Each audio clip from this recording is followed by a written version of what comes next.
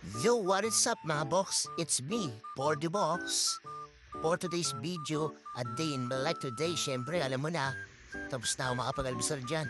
Eto nga, papunta tayo ngayon ng PSA. Kaso ang saklap, yung una kong sinap ng jeep, kamalas-malasan, nasiraan. Kaya dito sa San Mateo binaba. Layo, di ba? Buti na lang may dumaan na agad na bus. Kaya nakasakay agad ako. Bali 11 a.m. na parang appointment ko sa PSA. Kaso mga bandang 10 a.m. na yan. Ito, napagbayad na nga pala ako dyan. Baka mapagkama lang kasi ako mag-1, 2, 3. Ha? Joke. Pas 10 a.m. na nga pala yan mga box. Ayun, inabot pa ng traffic. Kasi may ginagawang kalsada rito banda sa amin sa San Mateo. O diba? Traffic na, mombrot pa ako dyan, diba? Sobrang init at haggard na haggard ako sa mga oras na yan. Di ko alam kung aabot to ba ako sa appointment time ko. Siyempre, kailangan pa rin ituloy. Ituloy ang buhay, ituloy ang buhay. Ay sa wakas na lampasan ko rin ang traffic sa San Mateo. Dire-diretso na nga pala yung biyahe ko dyan mga box. At ito na nga, mga box, pababa na ako dyan. Nakarating na rin sa aking destination. Sa PSA, dito sa East Avenue, Quezon City. Oops, muntikan pa nga pala akong bangga dyan. Oh. Umaharurot ko sa yung motor. Buti na lang, 4 mata po, nakita ako agad. Andito na nga pala tayo sa PSA mga box. PSA Gobles yan, oh. Oh. Siyempre, alam mo na, lakad pa rin. Sa kainitan. Jurujut. Lapad tayo sa entrance. Siyempre, naghahanda na ako ng ID ko dyan, box. Para i-present ko dun sa may entrance. Yan, oh. Haggard daw, yun, oh. Alam mo, mombrot lang, di ba? Bali dito sa entrance mga boss, kailangan ko nga pala magpaseros ng valid IDs ko. Kasi ayun yung unang requirements pag naglalakad ka ng PSA. IDs? Ang dami nila. Siya nga pala mga boss.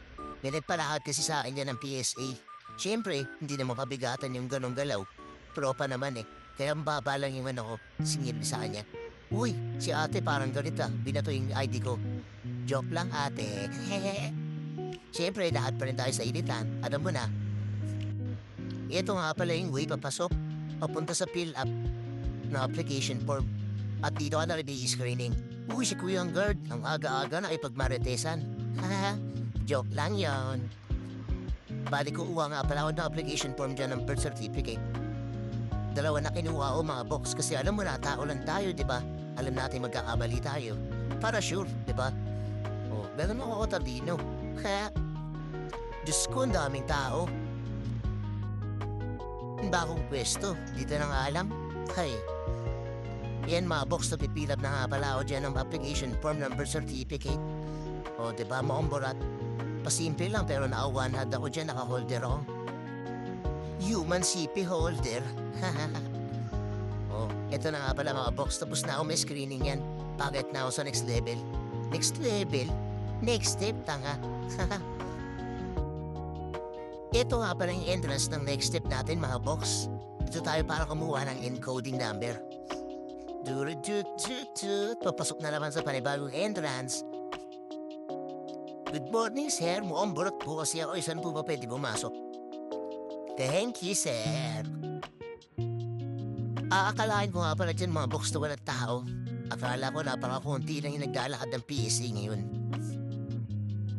Walang tao? Ano ka bobo? Di ba tao yan? Ang tawag mo dyan, hayop. Joke. Ito nga pala mga box, naglalakad tayo papunta sa encoding.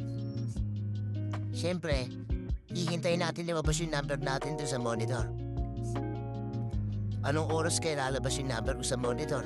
Anong oras din kaya ako makakauwi na ito mga box? Daming tao, di ba? Ganyan kalala rito sa PSA. Lakad-lakad muna tayo dyan mga box. Siyempre, hahanapin natin yung pinamaiksing pila. Para siyempre, papabilis yung lakad natin, di ba? Lakad ulit.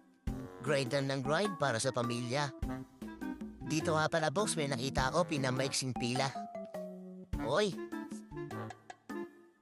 Bali, pakat nga pala ako yan, mga box, para sa releasing.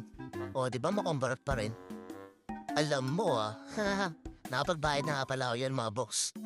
Kaso, hihintayin pa rin natin lumabas yung number natin dun sa monitor. Ayun lang, Tapos na, wala kang kwenta-kwentang video. Ha?